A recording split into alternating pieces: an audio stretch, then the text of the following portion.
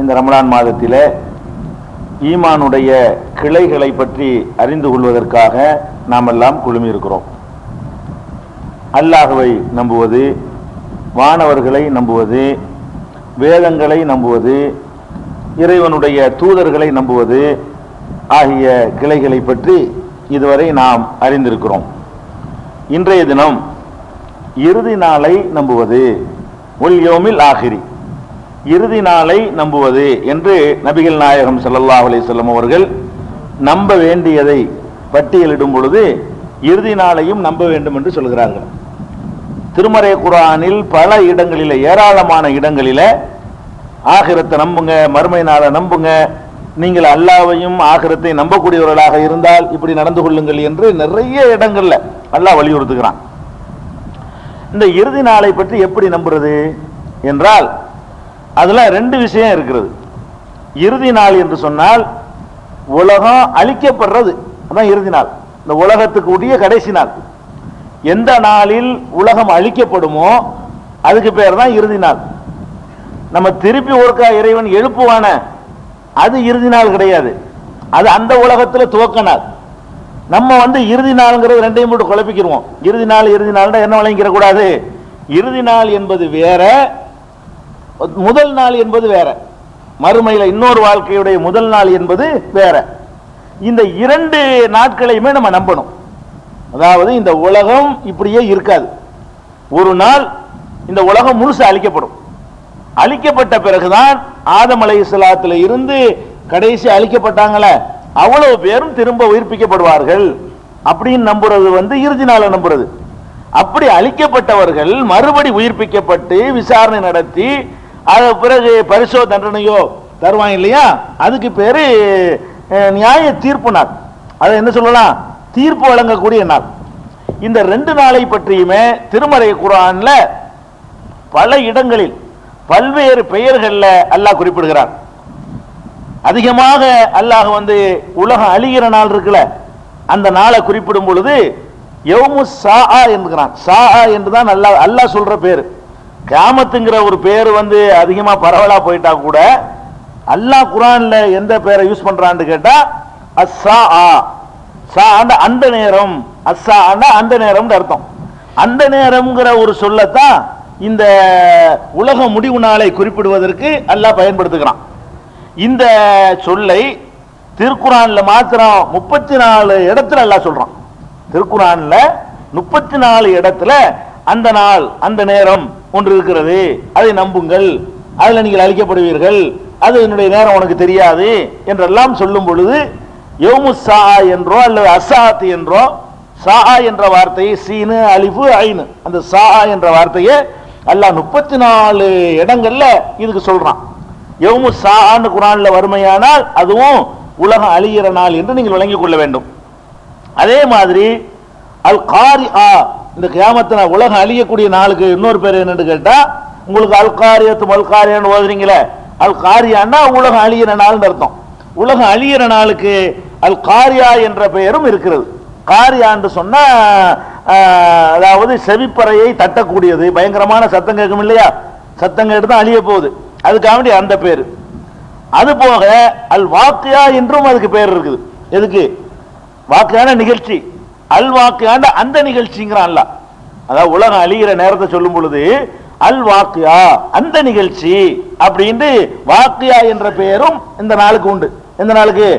உலகம் அழியக்கூடிய நாளுக்கு வாக்கியாங்கிற பேர் இருக்குது, காரியாங்கிற பேர் இருக்குது, ஸாஆங்கிற பேர் இருக்குது. அதே மாதிரி யௌமுல் ஆகிர், கடைசி நாள், இது குர்ஆன்ல ஒரு 26 இடத்துல வருது. யௌமுல் ஆகிர் என்று சொல்லி இந்த உலகம் அழிகிற நாள கடைசி நாள் என்று குறிப்பிடக்கூடிய சொல்லு திருமறை குர்ஆன்ல 26 இடங்கள்ல அல்லாஹ் சொல்லி காட்டுறான். அப்ப அந்த கடைசி நாள் என்பதும் அதுதான், அதாவது உலகம் அழிகிற நாளை தான் அல்லாஹ் சொல்றான். அதே மாதிரி அத்தாம்மா, தாம்மாங்கிற பெயரும் அதுக்கு அல்லாஹ் கொடுத்திருக்கிறான். அஸ்ஸாகா என்ற பெயரும் கொடுத்திருக்கிறான். ரெண்டுமே அதிர்ச்சி தரக்கூடியதுன்னு பொருள். அந்த அதிர்ச்சி அளிக்கக்கூடிய நாள் என்று சொல்லி அதுக்கு பெயர் சூட்டுறான் அல்லாஹ். அப்ப இந்த உலகம் அழிகிற நாளுக்கு பலவிதமான பெயர்களை அல்லாஹ் சொல்றான். அந்த பெயர்கள்ல ஸாஆண்டு ஒன்று இருக்கு, அல் காரியாண்டு ஒன்று இருக்கு, அல் வாக்கியாண்டு ஒன்று இருக்குது, யௌமுல் ஆஹிர்னு ஒன்று இருக்குது, அத்தாமாண்டு ஒன்று இருக்குது, அஸ்ஸாகாண்டு ஒன்று இருக்கு. இதெல்லாம் எதை குறிக்கும்? அழிக்கப்படுறனால குறிக்கும். அழிச்சவன ஜட்ஜ்மெண்ட் பண்ணுவான, அதுக்கு தான் கியாமத்து நாளுங்க. நீங்க கியாமத்து நாள் எதை சொல்லணும்? கியாமத்து என்றால் நிலை பெறுதல், நிலை பெறும் நாள். சா என்றால் அழிக்கிற நாள் அல்லது, கியாமா என்றால் மறுபடி நிப்பாட்டுறது. கியாமத்துனா என்ன அர்த்தம்? நிப்பாட்டுன்னு அர்த்தம். அப்ப அந்த நாளுக்கு அல்லாஹ் பல பேரை சொல்றான். எந்த நாளுக்கு? இந்த உலகத்தையும் அழிச்ச பிறகு மறுபடி அல்லாஹ் எல்லாரையும் உயிராக்குவான். உயிராக்குவான ஒரு நாள். அந்த நாளுக்கு என்ன பேர் அல்லாஹ் சொல்றான்னு கேட்டா யௌமுத்தீன். அல்ஹம்து சூராவுல கூட உங்களுக்கு வரும், மாலிகி யௌமித்தீன், யௌமுத்தீனுடைய அதிபதி. யௌமுத்தீன் தான் என்ன அர்த்தம்? நியாய தீர்ப்பு நாள், கூலி கொடுக்கும் நாள். தீன் என்றால் கூலின்ற அர்த்தம் இருக்கு, மார்க்கம் அர்த்தம் இருக்கு, கூலின்ற அர்த்தம் இருக்குது. யௌமுத்தீன் என்றால் கூலி கொடுக்கும் நாள். மாலிக் யௌமித்தீன் கூலி கொடுக்கும் நாளுடைய அதிபதி. அன்னைக்கு தான் கூலி வாங்க போறோம்.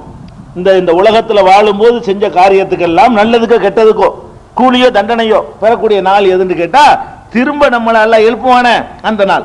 அப்ப யௌமுத்தீன் என்ற வார்த்தையை அல்லாஹ் திருமறை குர்ஆன்ல 14 இடங்கள்ல யூஸ் பண்றான். அல்ஹம்து சூராவுல யூஸ் பண்ற மாதிரி 14 இடத்துல அல்லாஹ் இந்த மாலிக் யௌமித்தீன்ங்கிறது, அதாவது நியாய கூலி வழங்குற நாள்னு சொல்றான்.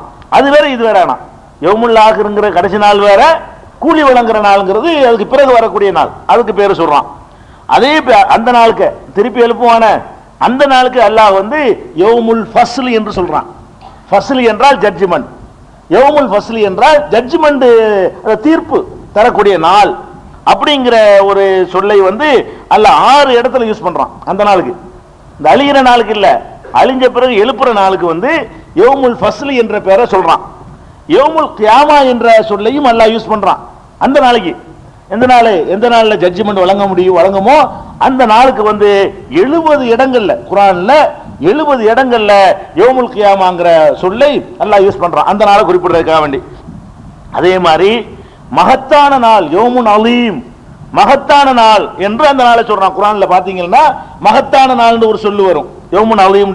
அது ஒரு 10 இடங்கள்ல அல்லாஹ் அது மாதிரி குறிப்பிடுறான் அந்த நாளை பத்தி சொல்லும் பொழுது. அல் காஷியா, மூடிக்கொள்ளக்கூடிய, எல்லாத்தையும் மூடிக்கொள்ளக்கூடிய நாள் அப்படின்னு சொல்லி ஒரே ஒரு இடத்துல அந்த நாளுக்கு பேர் சொல்றான். யௌமுத் தலாக், தலாக்னா தோய் இல்ல தே, யௌமுத் தலாக்னா சந்திக்கும் நாள், விளைவுகளை செய்த காரியத்தினுடைய விளைவுகளை எல்லாம் சந்திக்கிற நாள் அப்படின்னு அதுக்கு பேர் இருக்குது. அந்த நாளைக்கு பேரு யௌமுத் தனாத், அதாவது அனைவரும் அழைக்கப்படுகிற, மாணவர்களால் அழைத்து வரப்படுகிற நாள் அப்படின்றதுக்கு பேரு. யௌமுல் வஈத், வாக்களிக்கப்பட்ட நாள். அந்த நாளை பத்தி எல்லா நபிமார்களும் வாக்களிச்சிருக்கிறாங்க வரப்போகுதுண்டு. வாக்களிக்கப்பட்ட நாள் என்று யௌமுல் வஈத் என்றும் யௌமுல் மௌஊத் என்றும் சொல்லப்படுது. ரெண்டுக்கு ஒரே அர்த்தம் தான், வாக்களிக்கப்பட்ட நாள். இந்த வார்த்தையும் குர்ஆன்ல யௌமுல் வஈத் 50, 20 எல்லாம் யூஸ் பண்றான். யௌமுல் மௌஊத்ங்கிற வார்த்தையை 85, 2 ஒரு தடவை யூஸ் பண்ணி காட்டுறான். யௌமுல் ஹஸ்ரா, இது 19, 39 கை செய்தப்படுகிற நாள். அது கெட்டவனுக்கு, நல்லவன் கை செய்தப்பட மாட்டான். கெட்டவனை பொறுத்த வரைக்கும் எந்த நாள்? அது கை செய்தப்பட்டு கவலைப்படுகிற நாள் என்று அந்த நாளுக்கு பெயர் சொல்றான். யௌமுல் பாசி என்று கூட அதுக்கு பெயர் சொல்றான், திரும்ப எழுப்பும் நாள். திரும்ப எழுப்பும் நாள் என்று சொல்லி திருக்குர்ஆன்ல 30, 56 2 இடத்துல யூஸ் பண்ணி இருக்கிறான். அதே மாதிரி விசாரணை நாள், யௌமுல் ஹிசாப், விசாரணை நாள், அது விசாரிக்கிறான்ல அதனால அது ஒரு 4 இடத்துல அந்த வார்த்தையை யூஸ் பண்றான்.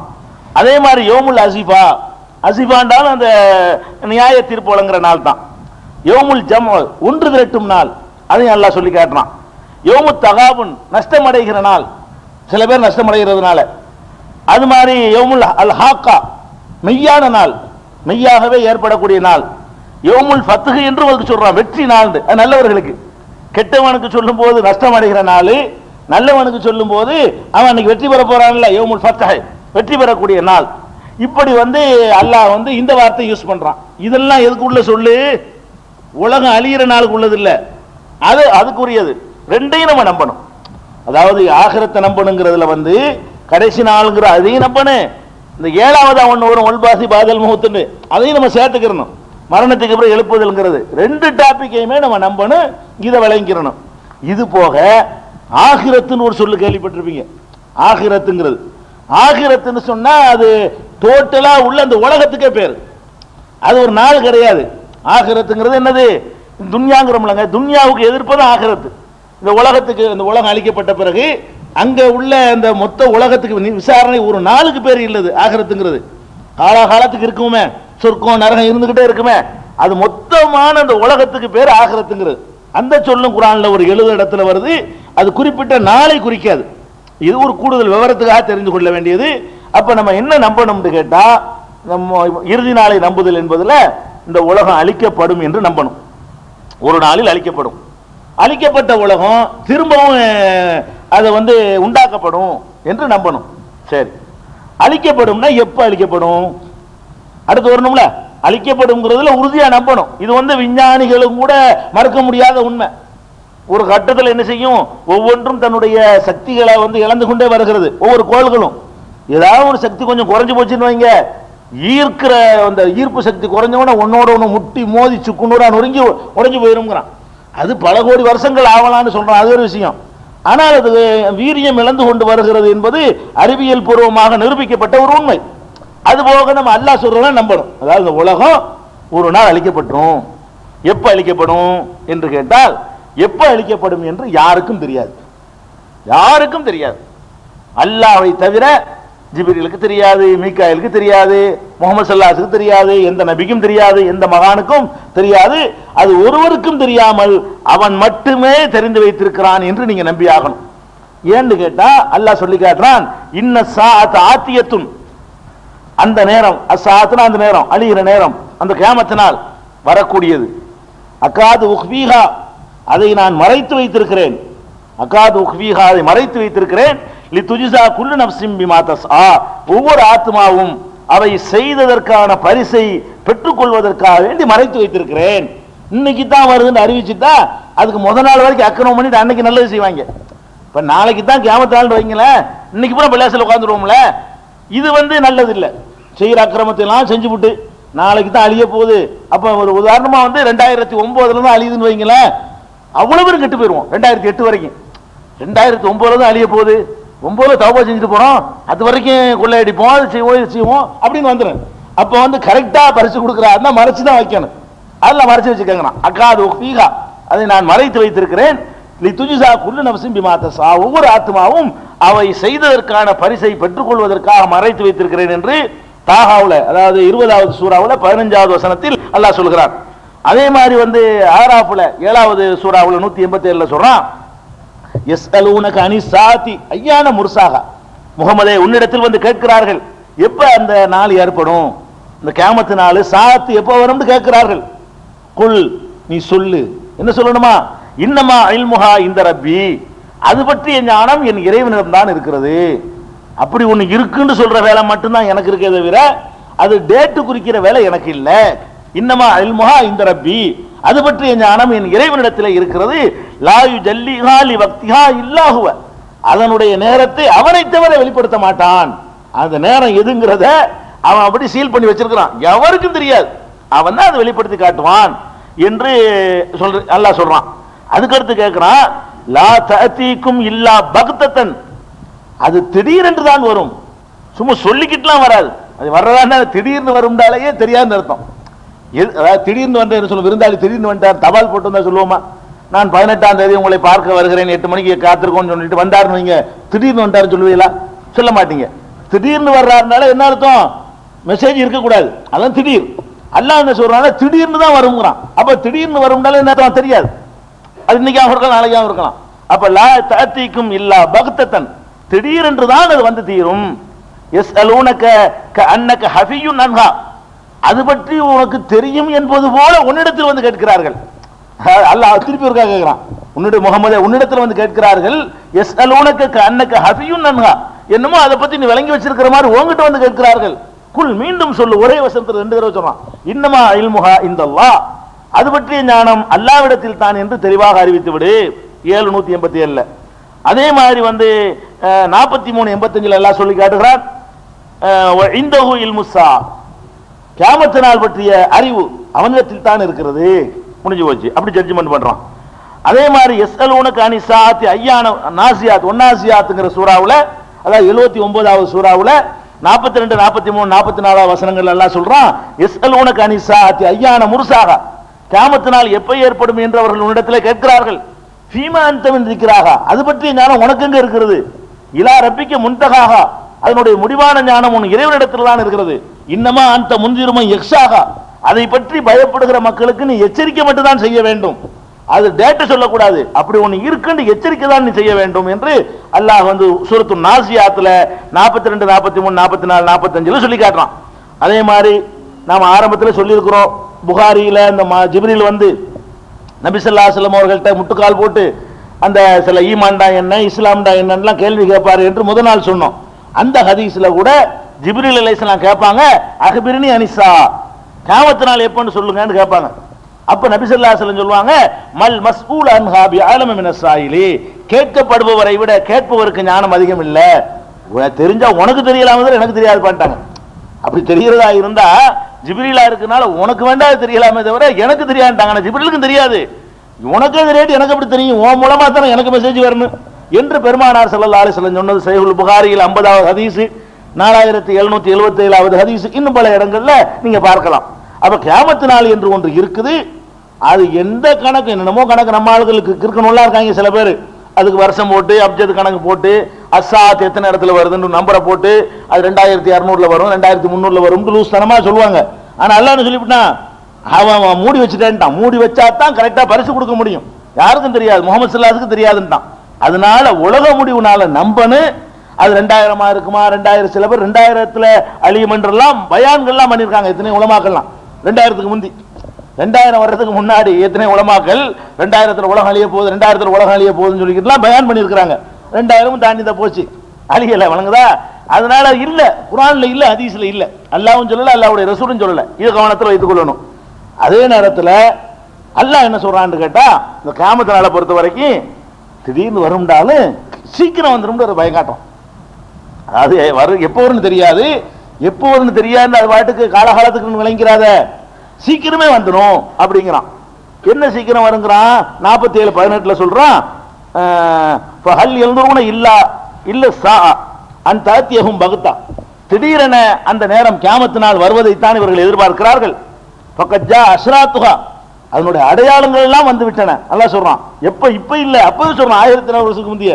ஃபகத் ஜா அஷ்ராத்துஹா, அதனுடைய அடையாளங்கள் எல்லாம் வந்து விட்டன.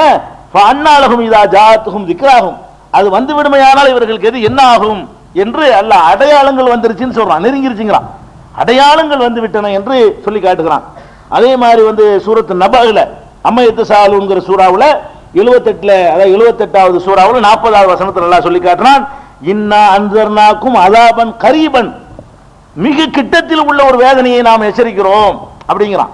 நீங்க என்னமோ ரொம்ப நாள் நினைச்சுக்கிட்டு இருக்கிறீங்க, மிக அருகில் உள்ள ஒரு வேதனை, அஸாபன் கரீபன், கரீபன கிட்ட, கிட்ட உள்ள வேதனையை பற்றி உங்களுக்கு எச்சரிக்கிறோம் என்று அல்லாஹ் அந்த சூறாவுல சொல்லி காட்டுகிறான். இன்னஹும் யரவுனஹு பஈதா, மஆரிஜ்ங்கிற சூறாவுல, அதாவது 70வது சூறாவுல 6வது 7வது வசனங்கள்ல அல்லாஹ் சொல்லி காட்டுறான், இன்னஹும் யரவுனஹு பஈதா, அவர்கள் ஏதோ தூரத்தில் இருப்பதாக அதை நினைத்துக் கொண்டிருக்கிறார்கள், வ நராஹு கரீபா, நாம் கிட்டே இருப்பதாக நாம் நினைக்கிறோம் என்று அல்லாஹ் சொல்லி காட்டுறான். இதுல தான் நமக்கு அந்த சந்தேகத்தை கிளியர் பண்றான்ல. மனிதன் பார்வையில இது தூரம் 1400 வருஷம்ங்கிறது. ரசூலுல்லாஹ் சொல்லிட்டு போய் 1400 வருஷம் ஆச்சு குர்ஆன் கிட்ட என்ன எப்ப வந்திருக்கானு, இது இன்னைக்கு சொல்லலே இல்லைங்க. அல்லாஹ் என்னைக்கு சொல்றான், இத 14 நூற்றாண்டுக்கு வந்து சொல்றான், இந்த கிட்டத்தில் இருக்குங்கிறான். கிட்டத்துலன்னு சொல்லி 1400 வருஷம் ஆச்சு, இதான் கிட்டையா? நீ கேப்பீங்களா இல்லையா? இந்த கிட்டத்துலன்னா ஒரு 2 நாள்ல வந்தா கிட்டன்னு சொல்லலாம், ஒரு மாசத்துல வந்துரும்னா கிட்டன்னு சொல்லலாம், அட ஒரு வருஷத்துல வரும்னா கூட கிட்டன்னு சொல்லலாம், ஒரு 100 வருஷத்துல வரும்னாலும் கிட்டன்னு சொல்லலாம். 1400 வருஷம் வந்துருச்சு, இன்னும் வரக்கானா, இதான் கிட்டையா? குர்ஆன் என்ன கரெக்டா போய் சொல்லி இருக்குத? கிட்ட கிட்டன்னு அந்த காலத்துல சொல்லிட்டு இருக்கு, இன்னும் கிட்ட ஒண்ணு உலகம் அழிய காணாம இன்னும் எத்தனை வருஷம் ஆகும்னு தெரியல ஏண்டு நீங்கள் கருதுவீர்கள். அதையும் அல்லாஹ் சொல்லிக்கிட்டான், கிட்டன்னா நீ நினைக்கிற கிட்ட இல்ல, நீ தூரம் தான் நினைக்க வைக்கிறான்ல. அதுல இருந்து பாயிண்ட் பாருங்க, அவன் பார்வையில் என்ன செய்யறான்னு கேட்டா, அவன் கம்பேர் பண்ணி சொல்றான். எப்படி கம்பேர் பண்றான்? அதுல ஒரு பெரிய அறிவியல் உண்மையும் சேர்த்து அல்லாஹ் வச்சிருக்கிறான். என்ன அறிவியல் உண்மை? இந்த உலகம் படைக்கப்பட்டு எவ்வளவு நாள் ஆச்சுன்னு கேட்டா, விஞ்ஞானிகள்லாம் சொல்றான் எத்தனையோ லட்சக்கணக்கான வருஷங்கள் ஓடி போச்சுங்கிறான். இந்த உலகம் படைக்கப்பட்டு மற்ற புராண இதிகாசங்கள் படி பாத்தீங்கன்னா ஒரு 5000-10,000 வருஷம் தான் ஆகும். அது தப்பான கணக்கு. உண்மையான அறிவியல் ரீதியான கணக்குப்படி பாத்தீங்கன்னு சொன்னா, இந்த உலகம் மனித குலம் படைக்கப்பட்டு பல லட்சக்கணக்கான ஆண்டுகள் போய்விட்டன சொல்றான். பல லட்சக்கணக்கான ஆண்டுகள் அந்த பக்கம் போயிருக்கும் பொழுது இந்த பக்கம் 1400 கம்மி தானுங்க. கம்மி அதிகங்கிறதெல்லாம் எப்படி நீங்க கம்பேர் பண்ணணும்? ரெண்டு விஷயத்தை கம்பேர் பண்ணி தான் சொல்லணும். தூரத்துல உள்ளது கிட்டத்துல உள்ளதுன்னு சொல்றமே, இந்த தூரம் கிட்டங்கிறதெல்லாம் எப்படி நீங்க புரிஞ்சுக்கிறேன்னு சில நேரங்களில் வந்து நம்மளே சொல்லுவோம். நீங்க உங்கள்ட்ட வந்து கேட்பாரு, பர்மா பஜார் எங்க இருக்கு? இந்த கிட்டத்தில் இருக்குமீங்க, அப்படித்தானே சொல்லுவீங்க. இந்த ஏரியாவில் இருந்து கேட்டாங்கன்னா பர்மா பஜார் எங்க இருக்குன்னு கேட்டா என்ன செய்வீங்க? கிட்டத்தில் இருக்குமீங்க. அடையார் எங்க இருக்குன்னு கேட்டா அது ரொம்ப தூரத்தில் இருக்குமீங்க. மண்ணடியில் வந்து உங்கள்கிட்ட பர்மா பஜார் எங்கன்னு கேட்டா கிட்டன்னு சொல்லுவீங்க. அடையார் எங்கன்னு கேட்டா என்ன செய்வீங்க? அது தூரமா இருக்குன்னு சொல்லுவீங்க. சொல்லிடுவீங்களா? நீங்க வந்து டெல்லிக்கு போறீங்க, இங்க டெல்லிக்கு போயிட்டீங்க. அப்ப வந்து இந்த அடையாரை பத்தி பேசி வருது. நான் அடையாளம் நம்ம பக்கத்துல இருக்கு நீங்க எப்படிமா அடையாருக்கு பக்கமா போயிரு. ஏன்னா டெல்லியோட கம்பேர் பண்ணி பாப்பாரு. டெல்லியில இருந்து மெட்ராஸ் எவ்வளவு தூரம், அடையார நீங்க நம்ம பக்கத்து நெருங்கிட்டீல. மதுரைன்னு சொன்னா கூட கிட்ட போனோமா. மதுரைக்காரன் ஒருத்தனை நீங்க டெல்லியில வச்சு பார்த்துப்பிட்டிய, என்ன செய்வீங்க? ஏய் நம்ம பக்கத்து ஆளா இருக்கிறீங்களே, பக்கத்துல இருக்கிறீங்களேம்மா, இத பக்கம். அடையார தூரம்னு சொன்னவன் மதுரையை பக்கம்ங்கிறான். ஏன் அப்படி சொல்றான்? மதுரையை பக்கம்னு சொல்லும் போது அவன் டெல்லியை பார்க்கறான். டெல்லிக்கு மெட்ராஸுக்கு எவ்வளவு தூரம், அப்ப மெட்ராஸுக்கு மதுரைக்கு எவ்வளவு தூரம், இதெல்லாம் கிட்ட. இந்த ரெண்டை வச்சு பார்க்க எது கிட்ட? மதுரைலாம் கிட்ட. அப்ப தமிழ்நாட்டுடைய கடை கன்னியாகுமரி கூட கிட்டன்னு சொல்லிடுவோம். சவுதி அரேபியாவில் உட்கார்ந்து இருந்தோம்னா சவுதி அரேபியாவில் நீங்க மெட்ராஸுக்காரன் ஒரு கன்னியாகுமரிக்காரனை சந்திக்கிறான். நம்ம பக்கத்தில் உள்ளவர், அவர் அரபிட்ட பேசிக்கிட்டு இருக்கான், நம்ம பக்கத்தில் உள்ளவர். ஏன் அப்படி சொல்றான்? இந்த 2000-3000 கிலோமீட்டரோட ஒப்பிடும்போது பக்கத்துல அது 600-700 கிலோமீட்டர் கிட்டத்துல வந்துருது இல்லைங்க.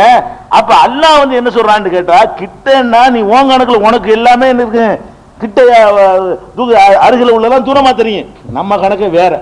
நான் எத்தனை லட்சம் வருஷமா அந்த உலகத்தை படைச்சிருக்கிறேன், 50-60 லட்சம் ஓடி போச்சு. அதுக்கப்புறம் இது வரைக்கும் 1400, 1 லட்சம் கூட ஒண்ணு வரல. அப்புறம் என்னது? 1 லட்சம் வருஷத்துக்கு பிறகு அழிஞ்சா கூட கிட்டதான் அது. அந்த சைடுல ஒரு 50 லட்சம் வருஷம் ஓடி போயிட்டனால இந்த சைடுல ஒரு 50 லட்சம் 51வது லட்சம் வருஷத்துல அல்ல அழிக்கிறான்னு வைங்களேன். அழிக்கிறான்னு சொன்னா 50ங்கிறது கிட்ட தானே. அதோட ஒப்பிட்டு பார்க்கறது வரும்போது 50ங்கிறது கிட்டே போயிடும். அப்ப கிட்டே தூரம் எல்லாம் வந்து கம்பேர் பண்ணி சொல்லக்கூடியது. எதுவுமே கிட்ட கிடையாது, எதுவுமே தூரம் கிடையாது. அவருடைய பார்க்கிற பார்வையில் என்ன செய்யும், கிட்டே தூரம் எல்லாம் தெரியும். ஒரு ஆள் வந்து கல்யாணம் பண்றாரு, 1 வருஷத்துல குழம்பு சீக்கிரம் புள்ள பத்தி தேம்பாங்க. 1 வருஷம் சீக்கிரத்து இல்லையா? 1 வருஷம் கரெக்டான டயத்துல பத்தி தான் அர்த்தம். இன்னைக்கு கல்யாணம் பண்ணி நாளைக்கு புள்ள பெற முடியாதுல்ல. கல்யாணம் நடந்து ஒரு 10 மாசத்துல புள்ள பத்துட்டான்னு வைங்களேன், என்னப்பா சீக்கிரம் புள்ள பத்துட்ட அப்படிமோ. அதே நேரத்தில் வாங்கின கடனை 2-3 நாள் தள்ளி கொடுக்குறோன்னு வைங்களேன், ஏன்டா அவ்வளவு லேட்டுமோ. 3 நாள் லேட்டுங்குவோம், 10 மாசம் கிட்டமோ. 3 நாள் ஏன்னு கேட்டா அதை எதிர்பார்க்கிறத பொறுத்து அது மாறும். அப்ப இந்த கியாமத்து நாள் வந்து ரசூலுல்லாஹ் போய் சொல்லல. எப்படி சொன்னாங்க? இப்படி சொன்னாங்க, 2 விரல காட்டி மக்கள்கிட்ட, புஇஸ்து அன வஸாத்து கஹாதைனி, நானும் கியாமத்து நாளும் இப்படி இப்படி வந்திருக்கிறோங்கிறாங்க. இதான் நான் சொன்னா இது கியாமத்து நாள், கிட்டத்துல இருக்கிறோங்கிறாங்க. அப்படி கிட்டன்னு சொல்லி உத்தன நூற்றாண்டு ஆச்சு நீங்க குர்ஆன்ல ஹதீஸ்ல சந்தேகப்பட கூடாது. அதுக்கு முந்தி போன வருஷங்க நூஹ் நபியோட ஒப்பிட்டு பாத்தீங்கன்னா எத்தனை லட்சம் வருஷம் இருக்கு உலகம் அழிகிறதுக்கு. ஆதம் அலைஹிஸ்ஸலாத்தோட ஒப்பிட்டு பாத்தீங்கன்னா 50-60 லட்சம் வருஷத்துக்கு பிறகு உலகம் அழிய போகுது. நூஹ் நபியை பொறுத்த வரைக்கும் 40 லட்சம் வருஷத்துக்கு பிறகு உலகம் அழியும். இப்ராஹிம் நபியை பொறுத்த வரைக்கும் அது ஒரு 10 லட்சம் வருஷத்துக்கு பிறகு அழியும். ரசூலுல்லாஹ்வுக்கு பிறகு அவ்வளவுலாம் இருக்காது, கடைசி நபி கிட்டத்துல.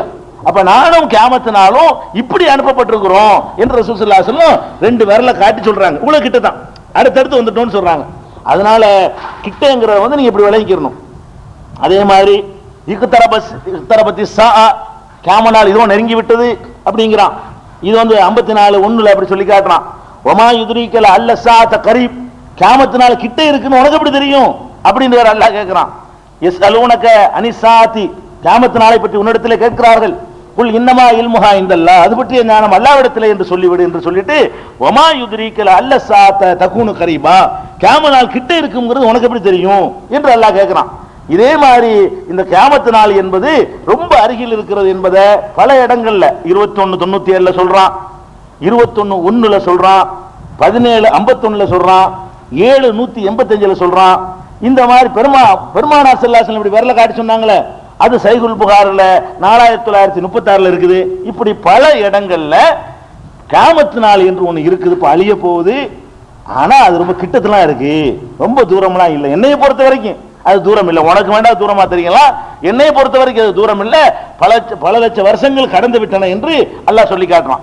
சரி, இந்த கியாமத்து நாள் வந்து திடீர்னு தான் வரும், அது தூரத்துல கிட்டத்துலாம் இருக்குது என்றெல்லாம் சொல்லிவிட்டாலும் இந்த கியாமத் நாள் அழிகிறதுக்கு முன்னாடி சில அறிகுறிகளை அல்லாஹ்வும் அல்லாஹ்வுடைய ரசூலும் நமக்கு சொல்லியிருக்கிறாங்க. அழிகிறதுன்னா கண்டிப்பா இப்ப நீங்க அறிவு சொல்லி போடலாம், ஒரு வாரத்தில் அழியாது, அறிவு சொல்ல முடியும். ஒரு மாசத்துல உலகம் அழிஞ்சிருமான அழியான்னு சொல்ல முடியும், ஒரு வருஷத்துல அழியுமான அழியான்னு சொல்ல முடியும். ஏன்னு கேட்டா அந்த சில அடையாளங்கள் வருவதற்கு அவ்வளவு நாள் தேவைப்படும். எப்படி பார்த்தாலும் கடைசியா வச்சா கூட நாளைக்கு அழிகிற அளவுக்கு உலகம் வரல இன்னும். ஏன்னு கேட்டா சில முக்கியமான அடையாளங்களை ரசூல் ஸல்லல்லாஹு அலைஹி வஸல்லம் சொல்றாங்க. பொதுவான சில அடையாளங்களை சொல்றாங்க, அவைகள்லாம் பெரும்பாலும் நிறைவேறி போச்சு. என்னது, விச்சாரம் அதிகமாயிருந்தாங்க, அதிகமாகி போச்சு. தண்ணி அடிக்கிறது அதிகமாக உண்டாங்க, அதிகமாகி போச்சு. அதே மாதிரி வந்துகிட்டு பெண்கள் அதிகமாயிருவாங்கன்னு சொன்னாங்க, அதிகமாகி போச்சு. இந்த மாதிரி ஒரு பொதுவான அடையாளங்கள் சிலர் சொன்னாங்க. அதுகளெல்லாம் ஓரளவுக்கு நிறைவேறி கொண்டே இருக்கிறது. இது போக குறிப்பிட்டு சில அடையாளங்களை சொன்னாங்க. அந்த மாதிரி அடையாளங்கள் எல்லாம் வராமல் உலகம் அழியாது. அது என்ன அடையாளம் சொல்லும்போது பெருமானார் ஸல்லல்லாஹு அலைஹி வஸல்லம் சொல்றாங்க, லன் தகூம ஹத்தா தரவுன கப்லஹா அஷ்ர ஆயாத்தின், 10 அத்தாட்சிகளை 10 அடையாளங்களை நீங்கள் பார்க்காத வரை யுக முடிவு நாள் வராது. 10 காரியம் கடைசியா நிகழும். 10 காரியம் என்ன செய்யும், கடைசியா நிகழும். அந்த 10 எப்படி நிகழும்னு கேட்டா ரொம்ப டைம் எடுக்காதான். அந்த 10 காரியமும் ரொம்ப டைம் எடுக்காது, ஒன்றன் பின் ஒன்றா நடந்து முடிஞ்சுட்டே இருக்கும். அந்த 10 வகையான அத்தாட்சிகளை காட்டி மனிதர்களுக்கு எச்சரிக்கை பண்ண பிறகுதான் அல்லாஹ் வந்து உலகத்தை அழிக்க போறான். அந்த 10 காரியங்களை நீங்கள் பார்க்காமல் உலகம் அழியாது என்று பெருமானார் ஸல்லல்லாஹு அலைஹி வஸல்லம் சொல்றாங்க. அந்த 10 காரியங்கள் என்ன, அதுல நீங்க தெரிஞ்சு வச்சுக்கணும். சுருக்கமாக அந்த 10 காரியம் என்ன என்று கேட்டால், ஃபர்ஸ்ட் சொன்னாங்க அத்துகான், முதலாவது புகை மூட்டம். புகை மூட்டம் ஒரு அடையாளம் சொல்றாங்க. ரெண்டாவது வந்து தஜ்ஜால், தஜ்ஜால்ங்கிற ஒருத்தன் வருவான், அது சொல்றாங்க. மூணாவது தாபத்து, ஒரு பிராணி, ஒரு அதிசயமான ஒரு பிராணி ஒன்று வரும். நாலாவது துலூஉ ஷம்ஸி மின் மக்ரிபிஹா, சூரியன் வந்து மேற்கே உதிக்கும். சூரியன் என்ன செய்யும், மேற்கே உதிக்கும். அஞ்சாவது அஞ்சாவது நம்பர் போட்டு சொல்லல, இந்த இது முன்ன பின்ன இருக்கலாம். அதுல நான் என்றதுக்காக நான் நம்பர் சொல்றேன். அஞ்சாவதுங்கிற வார்த்தை ஹதீஸ்ல இல்ல. நுசூல் ஈசா இப்னு மரியம், அடுத்து மரியமுடைய மகன் ஈசாவுடைய வருகை, ஈசா நபியுடைய வருகை. அடுத்தது யஜூஜ் மாஜூஜ், யஜூஜ் மாஜூஜ் என்ற கூட்டத்தினருடைய வருகை. அடுத்து சலாசத்து ஹுசூஃபின், பிரம்மாண்டமான மிகப்பெரிய 3 பூகம்பங்கள். ஒன்று ஹஸ்பும் பில் மஷ்ரிகி, ஒன்று வந்து கிழக்கில் ஏற்படுகிற பூகம்பம், கிழக்கு பகுதியில். ஹஸ்பும் பில் மக்ரிபி, இன்னொன்று மேற்கு பகுதியில் ஏற்படுகிற பூகம்பம். ஹஸ்பும் பி ஜஸீரத்தில் அரப், அரபு பிரதேசத்தில் தீபகற்பத்தில் ஏற்படக்கூடிய இன்னொரு பூகம்பம். இப்படி 3 பிரம்மாண்டமான பூகம்பம் மேல நிகழும். ஆகிரு தாலிக்க நாருன் தஹ்ருஜ் மினல் யமன், இறுதியாக யமன் நாட்டிலிருந்து ஒரு தீப்பொறி பறக்கும். அது எப்படிப்பட்ட தீயா இருக்கும்னு கேட்டா, தத்ருது நாசைலா மகசரியும், மக்களை வந்து அவர்களை விரட்டிக்கிட்டே இருக்க முடியாது. சில இடங்கள்ல காடுகள் தீப்பிடிச்சு ஹெலிகாப்டர்ல தண்ணி ஊற்றும், அணைக்க முடியாது, அது பாட்டு வந்துகிட்டே இருக்கும். அந்த மாதிரி பார்க்கிறோம். அந்த மாதிரி ஒரு பிரம்மாண்டமான தீப்பிழம்பு வந்து மக்களை விரட்ட ஆரம்பிக்கும், இப்படி பத்திக்கிட்டே வரும். அப்படி கடைசியா ஒன்று நிகழும். இதுகள் எல்லாம் நிகழாமல் என்ன செய்யாது, கியாமத்தினால் வராது என்று பெருமானார் ஸல்லல்லாஹு அலைஹி வஸல்லம் சொல்றாங்க. இதுல ஒரு விஷயத்தை வழங்கிக் கொள்ளணும், இந்த அத்தாட்சிகள்ல எந்த கட்டத்திலையும் சரி அந்த அத்தாட்சியை பார்த்து நம்ம திருந்திக்கிட்டோம்னு வைங்க, நம்ம காலத்தில் வந்துருச்சுன்னு சொன்னா, நம்ம தப்பான வழியில் இருந்தோம்னு சொன்னா, ஒரு காஃபிரா இருக்காருன்னு சொன்னா, அவர் ஈமான் கொண்டாருன்னு சொன்னா அல்லாஹ் வந்து ஏத்துக்குருவான். இந்த அடையாளங்கள் வந்தவன யூனுஸ் நபி காலத்தில் வந்துச்சுல, இந்த அடையாளத்தை பார்த்தவன யாரெல்லாம் நாங்க திருந்திக்கிறோம் அப்படின்னு சொன்னவன அந்த மக்கள் எல்லாம் வந்து மன்னிச்சுட்டான். ஆனால் 3 நிகழ்வுகள் வந்து விடுமையானால் அப்புறமேல ஈமான் ஏற்றுக்கொள்ளப்படாது.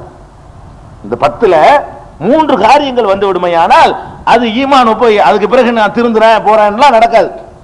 அந்த 3ல முக்கியமானது என்னன்னு கேட்டா, ஃபர்ஸ்ட் விஷயம், முக்கிய முதலிடத்தில் நிற்கக்கூடியது, சூரியன் வந்து மேற்கு உதிக்கும் இல்லையா, கிழக்க உதிக்கிற சூரியன் மேற்கு உதிக்குமையானால் அப்ப வந்து யாரெல்லாம் நான் அன்னையில திருந்திட்டேன், வட்டி வாங்குற விட்டுட்டேன் முடியாது. நீ தௌபாவுடைய வாசலை அடைச்சு கொடுத்தா அல்லாஹ் அந்த மாத்தி ஒதுக்கி வைக்கிறான்.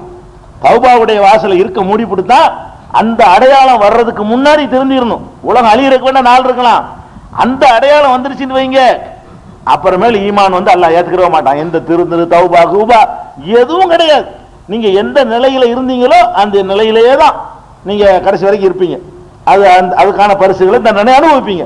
அப்ப இந்த சூரியன் எதுக்குன்னு கேட்டா அதான் அழிக்கிறவனுடைய கடைசி கட்டம். என்ன பார்க்கும்போது என்ன தெரியுதுன்னு கேட்டா எப்படி அழியும், அது பின்னாடி நம்ம வரப்போகுது. அழிக்கும் போது என்னென்னலாம் ஏற்படும், அதுல என்ன ஏற்படும், தூள் தூளா பறக்கும், பஞ்சா மலைகள்லாம் பறக்கும், அந்த மாதிரியான அதெல்லாம் காரியங்கள்லாம் நடக்கும்னு வருது. இதெல்லாம் நடக்கிறதா இருந்தா அதுக்கு என்ன எப்ப நடக்கும் தெரியுமா? சூரியன் வந்து கிழக்க உதிக்கிறதுக்கு மேற்க உதிச்சாதான் நடக்கும். சயின்டிபிக்காவே இந்த காரியங்கள்லாம் நிகழ வேண்டுமானால் எப்பதான் நிகழும்? கிழக்க உதிக்கிற சூரியன் மேற்க உதிச்சாதான் நிகழும். அது எப்படி நிகழும் அப்படின்னு சொன்னா, நீங்க கிழக்க உதிக்கிற சூரியன் மேற்க உதிக்கிறதுக்கு என்ன நடக்கணும்? கிழக்க உதிக்கிற சூரியன் மேற்க உதிக்கிறதா இருந்தால் என்ன காரியம் நிகழ்ந்தால் அப்படி உதிக்கும்? ரிவர்ஸா சுத்தணும். பூமி வந்து என்ன செய்யணும்? இப்படி சுத்திக்கிட்டு இருக்கிற பூமி இப்படி சுத்தணும். இப்படி சுத்த ஆரம்பிச்சாதான் மாத்தி உதிக்கும். பூமியுடைய சுழற்சினால தானே உதிக்குது. சூரியன் உதிக்கிறதும் சூரியன் மறைகிறதும் சூரியன் வந்துகிட்டு உதிக்கிறது இல்ல. சூரியன் அப்படி இருக்குது, பூமி இப்படி சுத்திக்கிட்டு காட்டுது. காட்டுற பக்கம் வெளிச்சமா இருக்கு, காட்டாத பக்கம் இருட்டா இருக்கு. சூரியனை நோக்கி பூமி பாதி காட்டுது, அந்த பாதி வெளிச்சமா இருக்குது. அது படாத பகுதி இருட்டா இருக்குது. அந்த பூமி ஒரு நாளைக்கு ஒரு 24 மணி நேரத்துல சுத்தி முடிச்சிருது. அப்ப 24 மணி நேரத்தில் நமக்கு பகலும் இரவும் மாறி மாறி கிடைச்சிக்கிட்டே இருக்குது. அப்ப இந்த சூரியனுடைய வெளிச்சம் கிழக்கே இருந்து நமக்கு மேற்க வர்ற மாதிரி இருக்கிறது காரணம், மேற்கே இருந்து கிழக்க வந்து உலகம் சுத்துறதுனாலதான், பூமி சுத்துறதுனாலதான். மாத்திக்கிட்டு சுத்துனுச்சுன்னு வைங்க, அப்ப என்ன செய்யணும்? உதிக்கிறது அங்கிட்டு போயிடும். இப்படி மாத்தி உதிச்சா என்ன செய்யும்? அங்க இருந்து மேற்கு உதிக்கிற மாதிரி டைரக்ஷன் மாறிக்கணும். அப்ப 1000 மைல் வேகத்துல மணிக்கு சுத்தக்கூடிய ஒரு பூமி 1000 மைல் வேகத்துல நமக்கு தெரியல, அதுல உட்கார்ந்துட்டு இருக்கிறதுனால. எப்படி சுத்த? ஈர்ப்பு சக்தி இருக்கிறதுனால. பூமிக்கு ஈர்ப்பு இல்லைன்னு வைங்க, சுத்துல இழுத்து கொண்டு தள்ளிடும் ஒவ்வொருத்தரும் ஒரு இடத்துல.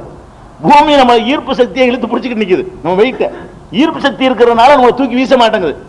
நான் இதுவும் சேர்ந்துதான் பூமி, உங்களையும் சேர்த்துதான் பூமி. இன்னும் சொல்ல போனா பூமியில இருக்கிற பூமியுடைய இடையில யாரெல்லாம் சேர்ந்துடுறீங்க?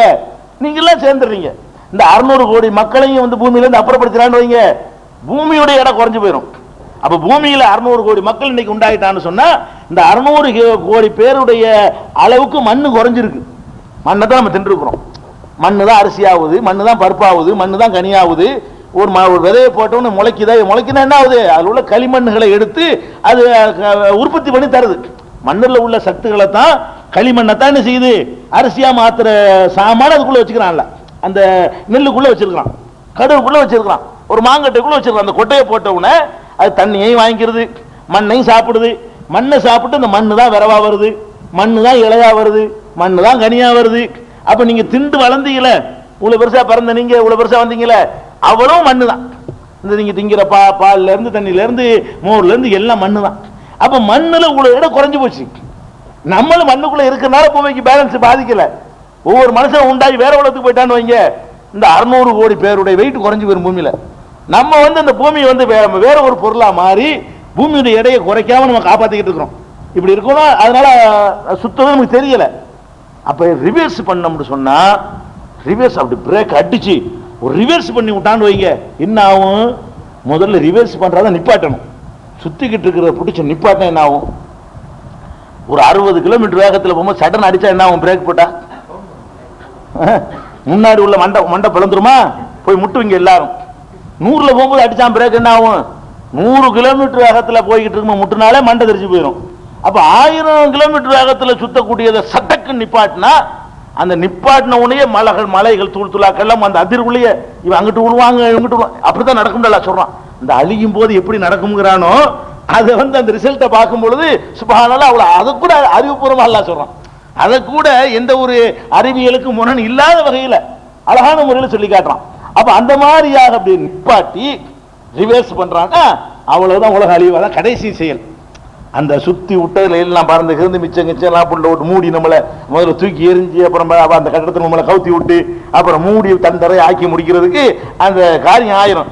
அதுல இடுக்கல மாட்டிக்கிட்டு அல்லாஹ் மன்னிச்சுக்க சொல்லுவான, அவனுக்கு தான் இது கிடையாது. சூரியன் மாத்தி உதிக்க ஆரம்பிச்சிருச்சுன்னா மன்னிப்புடைய வாசல் கிடையாது. ஏன்னு கேட்டா இது சூரியனுக்கு மட்டும் சொன்னது இல்லை. இது நீங்க ஃபிரௌனுடைய வரலாறு உங்களுக்கு தெரியும். ஃபிரௌனை வந்து கடல்ல மூழ்கடிக்கப்படுறான். கடல்ல மூழ்கடிக்கப்படுறது அதிசயமான முறையில் மூசா நபி காப்பாற்றப்படுறாங்க, பார்க்கறாங்க அண்ணால. தப்பிச்சு போன உடனே இவன் மூழ்கடிக்கப்படும் போது அவனும் ஈமான் கொள்றேன்னு சொன்னான். ஃபிரௌன் என்ன சொன்னான்? ஆமன்து பில்லாஹி அல்லதி ஆமனத்து பிஹி பனு இஸ்ராயில், பனு இஸ்ராயில்கள் நம்பி இருக்கிற அல்லாஹ்வை நானும் நம்புறேன்னு சொன்னான். எப்ப சொன்னான்? ஹத்தா இதா அத்ரகல் கர்கு, மூழ்கி போகும்போது சொன்னான். இப்ப என்ன ஈமான் கொள்றது? இப்பதான் மூழ்கி போயிட்டு முடிஞ்சு போச்ச கதை, முடிஞ்சு போச்சு. அழிவு ஜட்ஜ்மெண்ட் பண்ண பிறகு இப்ப என்ன நீ சொல்றது? அல்லாஹ் ஏத்துக்கறல. கல்லா இன்னஹா கலிமத்துன் ஹுவ காயிலுஹா, இது வெறும் வார்த்தை, மூழ்க போற எல்லாரும் சொல்ற வார்த்தை. நீங்களும் சொல்லுவீங்க, நானும் சொல்லுவோம், எவனும் சொல்லுவான். அந்த சாவுறது கன்ஃபார்ம் ஆன பிறகு உலகத்திலே பெரிய மகா நல்லடியார எல்லாரும் மாறிடுவோம். சாவு கன்ஃபார்ம் தெரியும் வைங்களேன், அவளுக்கு இருக்கிற அந்த இஹ்லாஸ் என்ன, துவா செய்யறது என்ன, தஸ்பீஹ் உருட்டுறது என்ன, எல்லாம் வந்துடும். இது அவனுக்கு தேவை கிடையாது. இது அழிவு கன்ஃபார்ம் ஆயிடுச்சு, அழிவுடைய வேலையை துவக்கியாச்சு.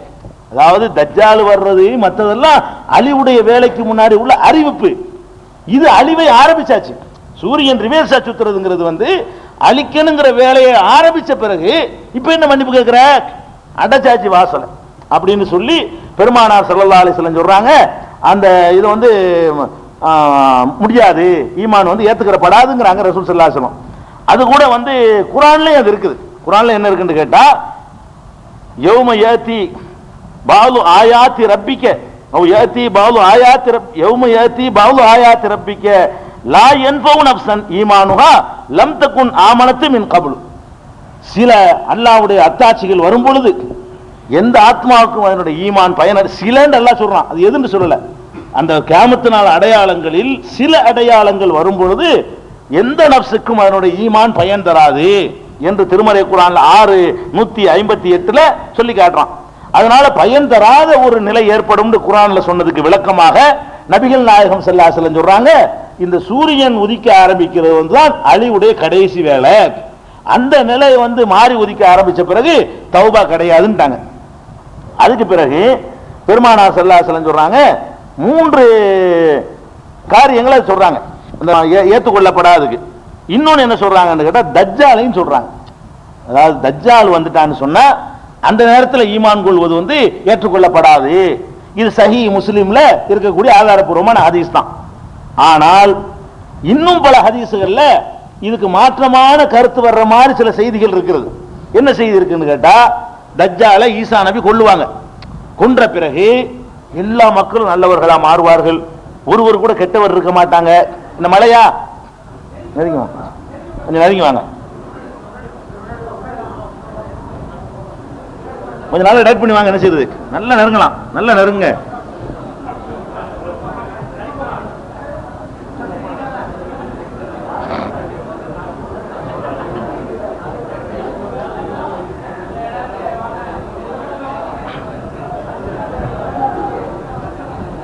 நல்லா நல்லா நெருங்கி வாங்க. அப்ப என்ன விளங்கணும்னு கேட்டா, இந்த சூரியன் மாற்றி உதிக்கும் பொழுது தௌபா ஏற்றுக்கொள்ளப்படாதுன்றது இருக்குது. இரண்டாவது நபி ஸல்லல்லாஹு அலைஹி வஸல்லம் சொல்றாங்க, முஸ்லிமுடைய அறிவிப்புல அந்த அறிவிப்பு இருக்கிறது, தஜ்ஜால் வந்த பிறகும் ஈமான் ஏற்றுக்கொள்ளப்படாது, தஜ்ஜால் வர்றதுக்கு முந்தி தெரிஞ்சுக்கிறேன்னு அப்படின்னு சொல்றாங்க. ஆனால் அதே முஸ்லிம்லையும் புகாரியிலையும் இன்னும் பல ஹதீஸ் நூல்கள்லையும் இதுக்கு மாற்றமான கருத்துப்படவும் ஹதீஸ் வருது. என்ன ஹதீஸ் வருது? தஜ்ஜால் வந்த பிறகு ஈசா நபி அவனை கொன்ற பிறகு உலகத்தில் உள்ள எல்லா மக்களும் நல்லவர்களா மாறிடுவாங்கன்னு வருது. அவ தௌபாவை ஏத்துக்கிற பாட்டி நல்லவர் அப்படி மாறுறது? மாற முடியாது. தஜ்ஜாலுக்கு பிறகு யாருமே மாற முடியாதுன்னு சொன்னா மாறுவாங்கன்னு வருது ஹதீஸ். அதனால இது நீங்க எப்படி புரிஞ்சுக்கணும்னு கேட்டா, தஜ்ஜால் இருக்கும் அந்த நேரத்தில், தஜ்ஜாலை கொன்ற பிறகு திருந்தலாம். தஜ்ஜாலை பார்த்துவிட்டு அம்மா தஜ்ஜால் வந்துட்டான் இனிமே தெரிஞ்சுக்கிற வேண்டியதுதான் அப்படிங்கிறது, அந்த வாழுகிற 40 நாள் தான் உலகத்தில் வாழ போறான் தஜ்ஜால். 40 நாள் தான். அந்த 40 நாளைக்குள்ள நீங்க தௌபா செஞ்சீங்கன்னா ஏத்துக்கிறப்படாது. தஜ்ஜால் காலியான பிறகு ஈசா நபியுடைய பொறுப்புல அந்த ஆட்சி அதிகாரம் வரும் பொழுது அப்ப ஏற்றுக்கொள்ளப்படும் என்றுதான் நம்ம இதை புரிஞ்சுக்கணும். ஏன் அப்படி நம்ம சொல்றோம்னு கேட்டா, ஈசா நபி வந்த பிறகு மக்கள் எல்லாம் ஒரு குலைக்கு வந்துருவாங்க, ஒரு அணியில இருப்பாங்க, எல்லாம் நல்லவர்களா மாறிடுவாங்க என்பதற்கு ஏராளமான ஹதீஸ்கள் இருக்கின்றன. அப்ப அதுக்கு முரண் இல்லாத வகையில் அதை புரிந்து கொள்ள வேண்டும். அதே மாதிரி தாபத்துல் அருள்னு ஒண்ணு வருது. தாபத்துல் அருள், அதாவது தாபத்துல் அருளுக்கு அர்த்தம் என்னன்னு கேட்டா, ஒரு பிராணின்னு அர்த்தம். பூமியிலிருந்து வரக்கூடிய ஒரு பிராணி.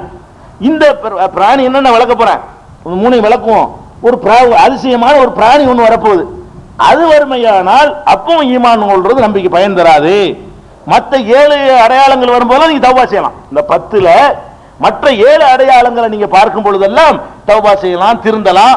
இந்த 3 அடையாளம் வரும் பொழுது நீங்கள் தௌபா செய்யவும் முடியாது, திருந்தவும் முடியாது. அதுக்கு முன்னாடியே உங்களை திருத்திக் கொள்ளுங்கள் என்பதற்காக பெருமானார் ஸல்லல்லாஹு அலைஹி வஸல்லம் சொல்றாங்க. அதுல ஃபர்ஸ்ட் சொன்னதை எடுத்துக்கொள்வோம். இந்த 10 முக்கியமான அடையாளங்களை ஃபர்ஸ்ட் சொன்னது புகை மூட்டம். புகை மூட்டம்னா என்ன? இந்த புகை மூட்டத்தை பத்தி குர்ஆனும் சொல்லுகிறது, ஹதீஸ் மட்டும் சொல்லல. திருக்குர்ஆன்லயும் சூரத்து துகான் புகை மூட்டம்னே ஒரு சூரா இருக்குது. சூரத்து துகான் என்ற என்ன இருக்குது? 44வது சூரா. 44வது சூறாவுல 10ல இருந்து 16 வரைக்கும் இந்த நிகழ்வை அல்லாஹ் சொல்லி காட்டுறான். என்ன சொல்றான்னு கேட்டா, ஃபர்தகிப், எதிர்பார்த்து கொண்டிரு. யௌம தாத்தி சமாவு பி துகானின் முபீன், வானம் வந்து ஒரு தெளிவான ஒரு புகை மூட்டத்தை கொண்டு வரும். தெளிவான புகை மூட்டம்னா என்ன? புகையினால மறைக்கக்கூடியது. தெளிவுன்னு சொல்றான்டா, 50 பேருக்கு தெரிகிற மாதிரி இருக்கும் அர்த்தம். அதுக்கு புகை மூட்டம் லேசா இருக்கிற அப்படி அர்த்தம் இல்ல. பெரிய அளவுக்கு ஒரு புகை மூட்டத்தை வானம் கொண்டு வரும். அது என்ன செய்யும்னா, யக்ஷன் நாச, மனிதர்களை எல்லாம் அப்படியே மூடிக்கொள்ளும். மனிதர்களை எல்லாம் அப்படியே மூடிக்கொள்ளும். ஹாதா அதாபுன் அலீம், இதான் ரொம்ப துன்புறுத்துகிற ஒரு வேதனையாக இருக்கும் என்று அல்லாஹ் சொல்லி காட்டுறான். ரப்ப நக்ஷிஃப் அன்னல் அதாப் இன்னா மூமினூன், இறைவா எங்கள் வேதனையை நீக்கிவிடு, நாங்கள் மூமின்கள் என்று மக்கள் சொல்வார்களாம். அப்படியான ஒரு நாளை எதிர்பாரு என்று அல்லாஹ் சொல்லி காட்டுறான். ஒரு புகை மூட்டம் ஒன்று குர்ஆன்ல இருக்குது. ஒரு புகை மூட்டம் ஒன்று வரப்போகுது, அது மக்களை எல்லாம் மூடிக்கொள்ளும். மூடுறது மட்டும் இல்ல, அது கடும் வேதனையாக இருக்கும். இப்ப இந்த பாம்பு போடுறாங்க, ஹைட்ரஜன் பாம்பு போட்ட மாதிரி இருக்கும். ஹைட்ரஜன் பாம்பு போட்டா என்ன செய்யும்? காத்துல சுவாசிக்கிறதுக்கு உள்ளெல்லாம் எடுத்துப்படும். அப்புறம் நம்ம சுவாசிக்க முடியாமலே செத்து நாசமாகி போயிருவோம். அந்த மாதிரி அல்லாஹ் எந்த மாதிரி புகை மூட்டத்தை அனுப்ப போறான்னு தெரியல. அது பெரிய அளவுக்கு மூச்சு திணறலை ஏற்படுத்தி வேதனைப்படுத்தி கஷ்டப்படுத்தக்கூடிய, எந்த அளவுக்குன்னா நாங்க திருந்திக்கிறோம்னு எல்லாம் சொல்லுவாங்கன்னா பாத்துக்கிறீங்களேன். நாங்க இப்ப நம்புறோம்னு சொல்ற அளவுக்கு அது இருக்கும்னு குர்ஆன் சொல்லுது. படைச்ச ரப்புல் ஆலமீனுக்கு இதெல்லாம் ஒரு பெரிய விஷயம் இல்ல. அல்லாஹ் வந்து நீங்க இது சொல்லும் போது இன்னொரு விஷயம் நீங்க விளங்கிக்கிறேன். நம்ம உள்ள சில ஆட்கள் என்ன செய்வாங்கன்னா, அவங்களுக்கு அறிவுக்கு பொருந்த மாதிரி தான் ஒத்துக்குருவா. இது என்ன, இது புகை வரும், இது தஜ்ஜால், இது என்ன இப்படிங்கிற மாதிரி எல்லாம் சைத்தான் நமக்குள்ள ஊடுருவான். ஆனால் ஒரு விஷயத்தை விளங்கிக்கிறேன்னு, அல்லாஹ்ங்கிறவனை நம்புறவனுக்கு இதெல்லாம் ஒரு பெரிய அதிசயம் கிடையாது. இதை விட அதிசயம் உலகத்துல கண்ணு முன்னாடி இருக்கு. பூமியே அதிசயம் தான், வானமே அதிசயம் தான், சூரியனை படைச்சு வச்சுக்கிற அதுவே அதிசயம் தான். இன்னும் எக்கச்சக்கமான அதிசயங்களை, இந்த காற்று அதிசயம் தான், இந்த மழையே அதிசயம் தான். இவ்வளவு அதிசயங்களை பண்ணு. மழையை இறக்குறவனுக்கு இந்த ஒரு புகை இறக்குற எவ்வளவு நேரம் ஆகும்? மழையை அவன் தான் இறக்குறான் நம்பக்கூடிய நமக்கு, புகையை திருப்பி இறக்கு வாங்குற பெரிய கஷ்டமானதா? அல்லாஹ் ரப்புல் ஆலமீன் இது குர்ஆன்ல சொல்றான். இது அல்லாஹ்வுடைய வேதம் தான் என்பதற்கு எக்கச்சக்கமான ப்ரூஃப்களை கொடுத்து தான் சொல்றான். அதனால இதுல எல்லாம் வேற மாதிரி டவுட்லாம் படக்கூடாது. நடக்கும்னா நடக்கும். அப்ப 10ல ரசூல் ஸல்லல்லாஹு அலைஹி வஸல்லம் சொல்றாங்க புகை மூட்டத்தை. அல்லாஹ் குர்ஆன்ல சொல்லி காட்டுறான். அந்த புகை மூட்டம் வந்து விட்டதாக வந்து சில சஹாபாக்கள் என்ன இருக்கிறாங்க, விளக்கம் கொடுத்திருக்கிறாங்க அவங்க காலத்திலேயே. இது ஒவ்வொரு காலத்திலையும் சொல்லுவாங்க. அதாவது பெரிய நில பூகம்பம் வரும்னு சொல்லி இருக்கல, 3 பூகம்பம் அவங்க காலத்துல வரும் பொழுதெல்லாம் அதை அவங்க சொல்லிக்கிறாங்க. அப்படி புரிஞ்சுக்கிறாங்க. சில இடங்கள்ல ஒரு பூகம்பம் குஜராத் வந்துச்சுன்னு வைங்களேன், இந்த அதிசயம் பார்த்து குஜராத் இந்த பூகமாக தான் இருக்குன்னு நினைச்சுக்கிறது நம்மளா. அப்படிலாம் வரல. ரசூல் ஸல்லல்லாஹு அலைஹி வஸல்லம் இந்த மாதிரி பூகம்பம் 1000 வந்திருக்கு. ரசூல் ஸல்லல்லாஹு அலைஹி வஸல்லம் 3 பூகம்பம்னு சொன்னாங்கன்னா அது இதுக்கெல்லாம் வித்தியாசமான பூகம்பமா இருக்கும். 3 பூகம்பம்னு சொன்னாங்கன்னு சொன்னா இது வரைக்கும் எந்த ரிக்டர் அளவுலையும் பதிவாகாத பூகம்பமா இருக்கணும். அதுதான் 3ன்னு குறிப்பிட்டு சொல்ல முடியும். இது மாதிரி 1000 வரக்கூடிய பூகம்பத்தை ரசூலுல்லாஹ் சொன்னாங்கன்னு விளங்கக்கூடாது. அப்படி ஒவ்வொரு காலத்திலையும் விளங்குனாங்க. புகாரில கூட சில சஹாபாக்கள் சொன்ன கருத்துக்கள் இடம்பெற்றிருக்கிறது. அது வந்து விட்டது, புகை மூட்டம் வந்து அந்த காலத்துல ஒரு புகை மாதிரி வந்திருக்கு போல இருக்குது. ரசூல் ஸல்லல்லாஹு அலைஹி வஸல்லம் காலத்துல ஒரு சம்பவம் நடந்திருக்கு சின்னதா. அது ஒரு புகை மூட்டம் வந்த உடனே அது வந்து அவங்க வந்து முகமதே கொஞ்சம் எங்களுக்கு ஏதாவது ரிலீவ் பண்ணி கொடுன்னு கேட்டிருக்காங்க. அற்புதமா. ஆனா அல்லாஹ் சொல்ற அது இல்லை, இது உலகத்துக்கு அடையாளமா சொல்லி காட்டுறான். மனிதர்களை எகசன் நாசங்கிறான். இது வந்து மக்காவுல மட்டும் இப்படி வந்த ஒரு புகை அல்ல, உலகத்துக்கே வரும். எகசன் நாஸ், மனித குலத்தையே அது சுற்றி வளைத்துக் கொள்ளும் என்று அல்லாஹ் சொல்லி காட்டுறான். அப்ப மனித குலத்தையே சுற்றி வளைக்கக்கூடியதாக ஒரு புகை மூட்டத்தை அல்லாஹ் அனுப்பி வைப்பான் என்று நம்ம நம்பணும். அது இன்னும் வரல. அந்த மனித குலத்தை அழிக்கக்கூடிய ஒரு புகை மூட்டை என்ன செய்யல. இந்த ஹிரோஷிமாவில் அணுகுண்டு போட்டான்லங்க, அந்த மாதிரி அல்லாஹ் போடக்கூடிய அணுகுண்டா அது இருக்கும். அந்த மாதிரி ஏதோ ஒரு பாதிப்புகளை ஏற்படுத்தும். இவ்வளவுதான் நமக்கு கிடைக்குது. அது என்ன செய்யுங்கிறது கிடைக்கிறத விட அதுக்கு தேதி இதெல்லாம் இல்லை. இது வந்து புகை மூட்டத்தை பத்தின விளக்கம். அடுத்தது வந்து ஒரு தீப்பந்தம் விரட்டிட்டு வருங்கிறாங்கல்ல, அது ஹதீஸ்ல விளக்கம் கிடைக்குது.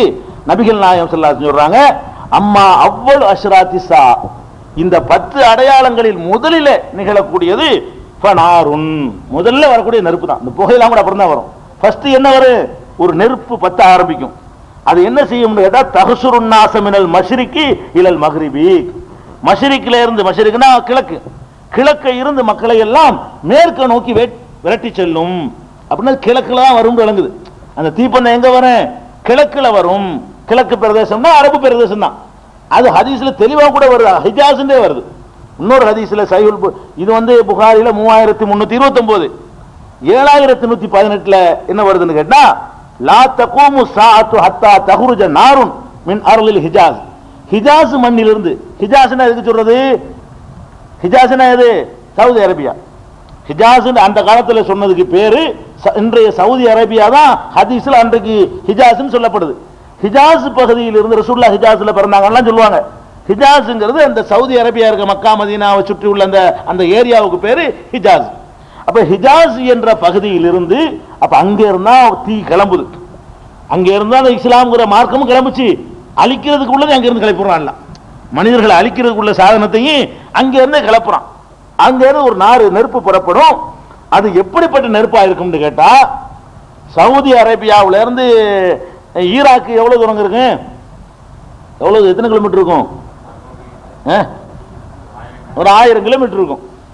அப்ப சவுதியில இருக்கக்கூடிய இந்த நெருப்ப பசாரா இருக்க ஈராக்ல அங்க உள்ள ஒட்டகத்துல உட்கார்ந்து பார்த்தா தெரியும் சொல்றாங்க. நெருப்புன்னா சும்மா நெருப்பு இல்ல, எப்படிப்பட்ட நெருப்பா இருக்குமா? அது கொழுந்து விட்டு எரிகிறத பசராவில் 1000 கிலோமீட்டர் கப்பால பார்க்கலாம். மேல வானம் வரைக்கும் பத்திக்கிட்டு எரியும். அதை வந்துகிட்டு இதுல இருந்து தான் பெட்ரோலையே கண்டுபிடிச்சிருக்காங்கன்னு நினைக்கிறேன். இந்த மண்ணுலாண்ட எரியக்கூடிய சாமா என்னமோ இருக்குது ஒண்ணும் இல்லாத ஊர்ல. அப்ப அது கீழே எல்லாம் வச்சிருக்கான் பாருங்க, எதுக்கு ஸ்டோர் பண்ணி வச்சிருக்கான் பாருங்க. எரியும்ங்கிறான எரியறதுக்கு ஒரு பயிர் வச்ச விறகு இந்த மாதிரி இடத்த சொல்லாம எங்க ஒண்ணுமே இல்லை அதை சொல்றாங்க ரசூலுல்லாஹி ஸல்லல்லாஹு அலைஹி வஸல்லம். ஏன் எரியிற சாமான கீழே ஸ்டோர் பண்ணி வச்சிருக்கான், கொஞ்சத்தை எடுத்துக்கிட்டு இருக்கிறான், கொஞ்சத்தை எடுத்து யூஸ் பண்ணிட்டு இருக்கிறான். அப்ப அங்க எரியறதுக்கு சான்ஸ் இருக்குது. அங்க உள்ளது எங்கயாவது பிச்சுக்கிட்டுன்னு வைங்க, கீழே இருந்து அந்த எரிமலைகள் வருது, குழம்பு வருது பாருங்களேன். அந்த மாதிரி கீழே உள்ள குருடாயில் பொத்துக்கிட்டு வந்தா என்ன வருது? அது போதுமே எரிக்கிறதுக்கு, அது வாட்டுக்கு எரிஞ்சுக்கிட்டே இருக்குமே. ஒரு விமானத்தில் இருக்கிற 200 லிட்டரு, ஒரு 1000 லிட்டரு பெட்ரோலே எரிஞ்சுக்கிட்டு இருந்துச்சு ஒரு மாச கணக்குல. ஒரு 500 லிட்டர் 500 லிட்டரு பெட்ரோலை தான் கொண்டு முட்டினாங்க. அது எரிஞ்சிச்சுங்க மாச கணக்கில் அணைக்க முடியலைங்க. அமெரிக்காவில் சொல்றேன், 500 லிட்டருக்கு இத்தனை நாளைக்கு எரிஞ்சிச்சு சொன்னா மொத்தமா பொத்துட்டா என்ன வருதுன்னு. அப்ப அது வாட்டுக்கு எரியும், எந்த சக்தியாலும் அணைக்க முடியாது. அது பசராவுக்கு தெரியும்ங்கிறாங்க ரசூலுல்லாஹி ஸல்லல்லாஹு அலைஹி வஸல்லம். இது புகாரில் நீங்க பார்க்கலாம். அப்ப இதுதான் இந்த 10 ஃபர்ஸ்ட் வரக்கூடியது. இந்த 10 அடையாளங்கள் வரும்னு சொன்னாங்களே, ஃபர்ஸ்ட் வருதுன்னு ரசூலுல்லாஹ் சொல்றது எங்கன்னு கேட்டா, அந்த பாப்பா அந்த இப்ப கூட நடக்கலாம்னு நினைக்கிறேன். இவங்க போன்ற அக்கிரமத்தை பார்த்துட்டு அங்கதான் நம்ம எல்லாம் தான் இறங்குறாங்க, போய் அமுட்டாய் வைக்கிறேன். அங்கே நெருப்பை பத்தி விட்டு எல்லாம் அங்கிட்டு பார்க்க வரட்ட போறான்னு நினைக்கிறான். எல்லாம் இங்கிட்டு வர்றாங்க. இப்ப எல்லாம் அங்க மேற்கிருந்து கிழக்கு வர்றாங்க. இப்ப கிழக்கு இருந்து ஓடுறான்னு விரட்டுறதுக்காக கூட எல்லாம் என்ன செய்யலாம், அதை கூட அனுப்பலாம். அந்த மாதிரி நேரத்தில் திருந்துறதுக்கு வாய்ப்பு இருக்குன்னு வைங்க. இது ஃபர்ஸ்ட் நடக்கும்ங்கிறாங்க. இது நெருப்புங்கிறது. அடுத்தது என்ன? தஜ்ஜால். தஜ்ஜால் ஒருத்தன் இருக்கிறான், அவன் வரப்போறான். அவன் ஏற்கனவே இருக்கிறான், ஒரு இடத்தில் வைக்கப்பட்டிருக்கிறான், அவன் வருவான். ஒவ்வொரு நபியும் தஜ்ஜாலை எச்சரிக்கை பண்ணியிருக்கிறாங்க. தஜ்ஜாலை பத்தி எச்சரிக்கை பண்ணாத எந்த நபியும் இல்ல. அவன் கொஞ்சம் வலிமை மிக்கவனா இருப்பான், அவனுக்கு சில ஆற்றல்கள் எல்லாம் கொடுத்துருப்பான். அதை வச்சுக்கிட்டு மக்கள் எல்லாம் வழிகெடுப்பான். அவன் நான் தான் கடவுள்னு சொல்லுவான். ஒன்றரை கண்ணா இருப்பான், ஒரு கண்ணு நல்லா இருக்கும், ஒரு கண்ணு அவனுக்கு அரக்கண்ணா இருக்கும். ஒன்றரை கண்ணுமாங்கல்ல, இந்த ஒன்றரை கண்ணு உள்ளவனாக அவன் இருப்பான். அவன் நெத்தில காஃபின்னு எழுதப்பட்டிருக்கும். அவன் 40 நாள் உலகத்துல வாழுவான். 40 நாள்ல ஒரு நாள் முதல் ஒரு நாள் ஒரு வருஷம் போல ஒரு பெரிய நீண்ட நாள் கொண்டதா இருக்கும். அடுத்த நாள் ஒரு மாசம் போல இருக்கும். அதுக்கு அடுத்த நாள் ஒரு வாரம் போல இருக்கும். மீதி 37 நாள் சராசரி உங்களுக்கு நாட்களை போல இருக்கும். அப்படி பார்த்தீங்கன்னா ஏறக்குறைய ஒரு வருஷம் 1.5 வருஷம் ஆகப்போறான்னு அர்த்தம். ஒரு வருஷம் ஒரு நாளே ஒரு வருஷம் போல இருக்குமா. அதெல்லாம் வரத்தான் செய்யும். உலகத்தை எல்லாம் அழிக்கும் போது அந்த பூமியுடைய வேகத்தை நிப்பாட்டினான்னு வைங்க, அப்படியே சுலபம் போது ஒரு வருஷம் ஓடத்தானே செய்யும். அப்படிலாம் நடக்கும்னு ரசூல் ஸல்லல்லாஹு அலைஹி வஸல்லம் சொல்றாங்க. இந்த தஜ்ஜாலை பற்றி எல்லாம் உங்களுக்கு முன்னறிவிப்புகள் சஹர்ல ஆதாரத்தை நிறைய கொடுக்க போறோம். இப்போதைக்கு எல்லாத்தையும் சொல்லி முடிக்கிறதுக்காக வேண்டி நபிகள் நாயகத்தினுடைய முன்னறிவிப்புகள்ல இந்த விவரங்கள்லாம் கூடுதலா உங்களுக்கு வரும். அது சஹர்ல பாக்குறீங்கல்ல, அதுல வந்துடும். அது இனிமே நடக்க வேண்டிய முன்னறிவிப்புகள்ங்கிற தலைப்புல கொண்டு வருவோம். இப்போதைக்கு நீங்க தெரிஞ்சு கொள்ள வேண்டியது, இப்படி ஒருத்தன் வருவான், நான் தான் கடவுள்னு சொல்லுவான், சில அற்புதங்களை கூட நிகழ்த்தி காட்டுவான். அவனை நம்ம நம்பிடக்கூடாது. நம்ம காலத்துல வந்து விட்டானே ஆனால் நம்ம நம்பிடக்கூடாது. அதுல உறுதியா நிக்க வேண்டும். நபி ஸல்லல்லாஹு அலைஹி வஸல்லம் நூஹ்ல இருந்து எல்லாரும் தஜ்ஜாலை எச்சரிக்கை பண்ணாங்க, நானும் உங்களுக்கு எச்சரிக்கை பண்ணுகிறேன் அப்படின்னு சொன்னாங்க. தஜ்ஜாலை பற்றி குர்ஆன்ல எதுவும் வரவே இல்லை. ஹதீஸ்ல என்ன செய்யுது, தஜ்ஜாலை பற்றிய குறிப்பு இருக்கிறது. அதை விளங்கிக்கணும். இந்த தஜ்ஜால் வந்த உடனே அவனுடைய அக்கிரமத்துக்காக அவனை அழிப்பதற்காக வேண்டிதான் ஈசா நபியை திரும்பி அல்லாஹ் இறக்குறான். ஈசா நபி அவங்க மரணிக்கவில்லை. இன்னஹு லஇல்முல் லிஸ்ஸாஅ, அவர் கியாமத் நாள் அடையாளமா இருக்கிறார்னு குர்ஆன் சொல்கிறது.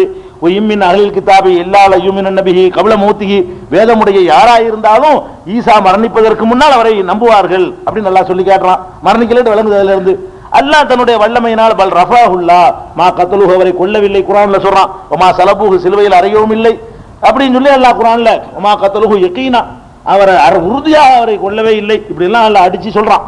அந்த ஈசா நபி அவர்கள் திரும்ப வந்து தஜ்ஜாலை கொல்லுவாங்க. தஜ்ஜால் என்ன செய்வாங்க? ரசூல் ஸல்லல்லாஹு அலைஹி வஸல்லம் காலத்துல கூட ஒருத்தன் தஜ்ஜால் வந்துட்டான்னு பேச்சா போச்சு. ஒரு மாதிரியான தோற்றத்தில் இருந்தவன இவன் தான் தஜ்ஜால்னு மக்கள் எல்லாம் பேச ஆரம்பிச்சுட்டாங்க.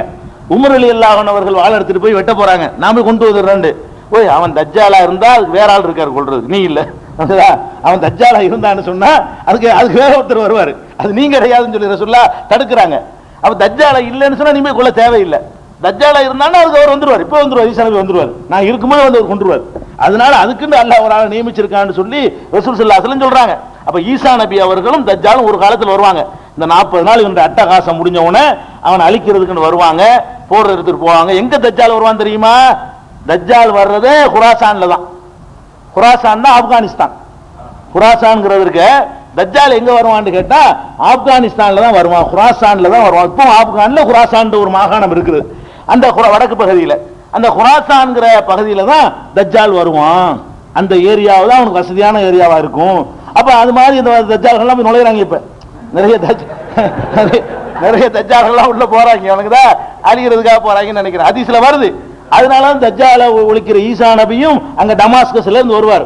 ஈசா நபி என்ன செய்வாரு? இந்த குராசானுக்கு எங்க இருந்து வருவார்னு கேட்டா, டமாஸ்கஸ் இருக்குல்ல, நம்ம சிரியாவுடைய தலைநகரமா, சிரியாவுடைய தலைநகரம் அந்த டமாஸ்கஸ், திமிஷ்குமாங்க அந்த காலத்துல. திமிஷ்குங்கிற டமாஸ்கஸ்ல இருந்து என்ன செய்வாங்க?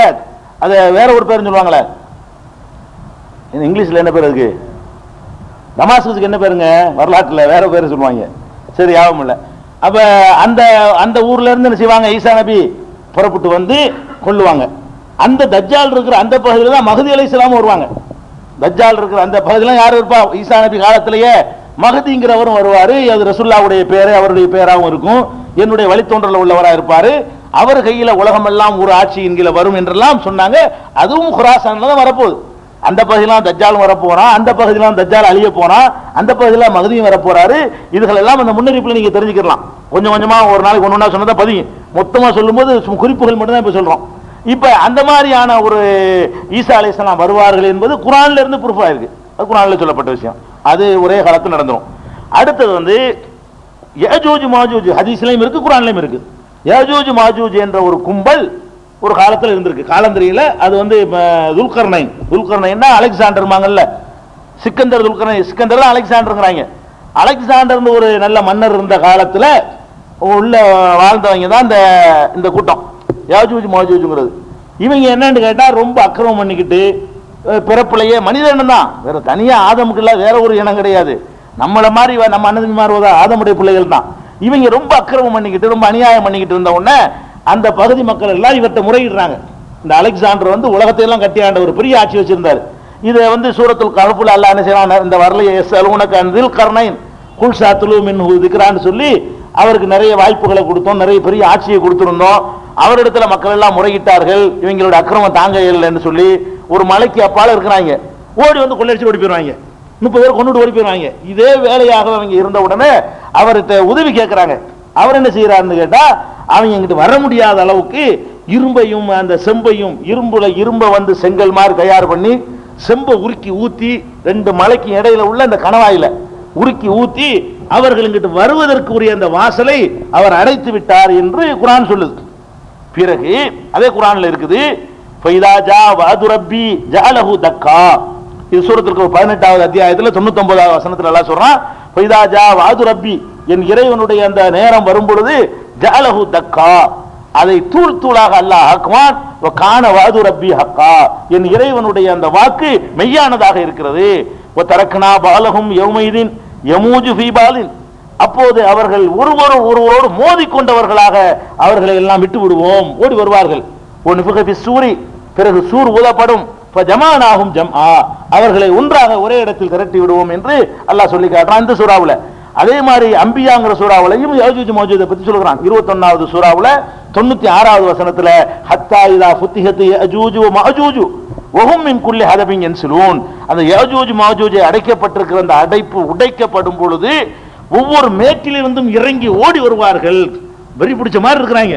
இப்படி ஒரு கூட்டத்தை வந்து அல்லாஹ் நினைச்சிருக்கான், அடைச்சு போட்டு வச்சிருக்கான் என்பது இந்த இதுலையும் சொல்லி இருக்கிறது. அதே மாதிரி சஹீஹுல் புகாரிலையும் 1593வது ஹதீஸ்ல இருக்கிறது. 3346வது ஹதீஸ்லையும் இந்த யாஜூஜ் மௌஜூஜை பற்றிய விவரங்கள் கிடைக்கிறது. இப்போ நமக்கு ஒரு சந்தேகம் வரும். இப்போ நம்ம 20ஆம் நூற்றாண்டை வாழ்ந்துகிட்டு இருக்கிறோம். மேலே சேட்டலைட் விட்டு எல்லாத்தையும் பார்க்குறான். மலைக்கு அப்பால ஒரு கூட்டம் இருந்துச்சுன்னு சொன்னா பார்க்கறது பெரிய கஷ்டமா? எங்க ஏன் கண்டுபிடிக்க இல்லை? மலைக்கு அப்பால ஒரு கூட்டம் இருக்குன்னு சொன்னா அந்த காலத்துல வேணா தெரியாம இருக்கலாம். இந்த காலத்துல வந்து இதான் மேலதான் சேட்டலைட் விட்டு பார்க்கறான எல்லாத்தையுமே. அப்ப எங்கேயாவது இருந்தாங்க என்ன தெரிஞ்சு போயிரும்ல அப்படிங்கிற மாதிரியான ஒரு சந்தேகம் நமக்கு வரலாம். அந்த சந்தேகம் தேவையில்லை. முதலாவது விஷயம், அல்லாஹ் நாடுனா எதையும் மறைக்குவான். ஃபர்ஸ்ட் விஷயம், முதல் விஷயத்தை வழங்கணும்னா கடல் பழக்கம்ங்கிறது அறிவு கூத்துக்கிறதா? அல்லதான பழம் தான் பிளந்து பண்ணியிருக்கான்ல. ஒண்ணும் இல்லாம இருந்து நம்மளை படைச்சது அதிசயம் இல்லையா? அதனால முதல்ல அல்லாஹ்வுடைய வல்லமையை நம்பும் போது அது முதல்ல நம்பணும், அதுல உறுதியா இருக்கணும். ரெண்டாவது வந்து இவர்கள் என்னதான் கண்டுபிடிச்சாலும் அப்படியெல்லாம் கண்டுபிடிக்கல, உலகத்தை ஏமாத்துறதுக்கு தான் சொல்றாங்க. நல்லா விளங்கிக்கணும். இந்த சேட்டலைட் அது வச்சுக்கிறோம் அப்படியே ஆளை கரெக்டா எடுத்துருவோங்கிறான, அதெல்லாம் உண்மையா இருந்தா அப்ப ஏன் செஞ்சில் சங்கத்தில் கொண்டு போட்டான்?